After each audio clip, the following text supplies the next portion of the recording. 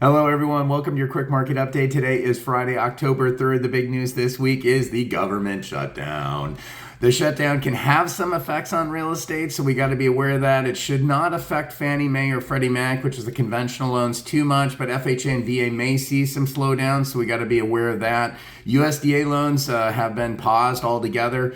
And FEMA, who handles national flood insurance for properties in a flood zone, will still be doing payouts on claims, but they're not going to be issuing any new policies, so be aware of that as well. Lastly, the IRS will be limited, which can impact those that have filed for extensions and also potentially delay mortgage closing, that some clients might need to get information from the IRS for their mortgage.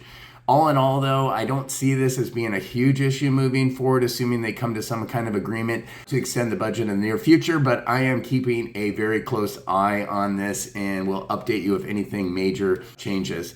On the jobs front, there was much anticipation about the BLS jobs report that was supposed to come out today, but due to the government shutdown, we're not going to see any government reports. This could include the upcoming consumer price index and producer price index as well.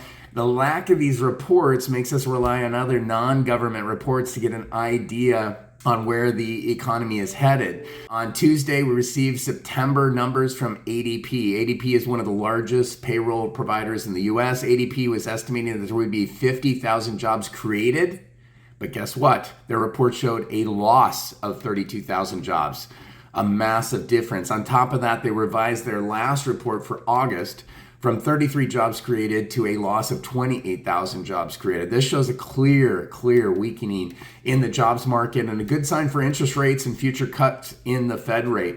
After receiving this information, the odds of an October cut in the Fed rate rose to 100%, which is pretty astounding. And December looks like a 92% chance of another Fed cut. So we might get two more by the end of the year, which could be massive for interest rates.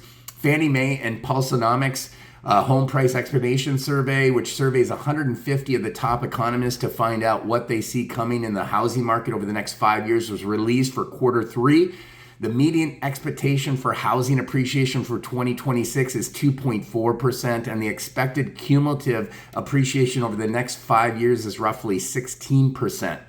This is a very significant, because if a client bought a $500,000 home today, they would gain over $80,000 in appreciation over the next 5 years. But keep in mind, guys, these are national numbers and the figures could be vastly understated depending on which market they are buying in. And don't forget, if interest rates continue to drop, this is only going to accelerate these figures even more. All in all, real estate is an amazing investment. And if you are not buying and or owning real estate, you're only helping someone else create amazing wealth through real estate. Have a great day. Thanks so much for watching, and we'll talk to you soon.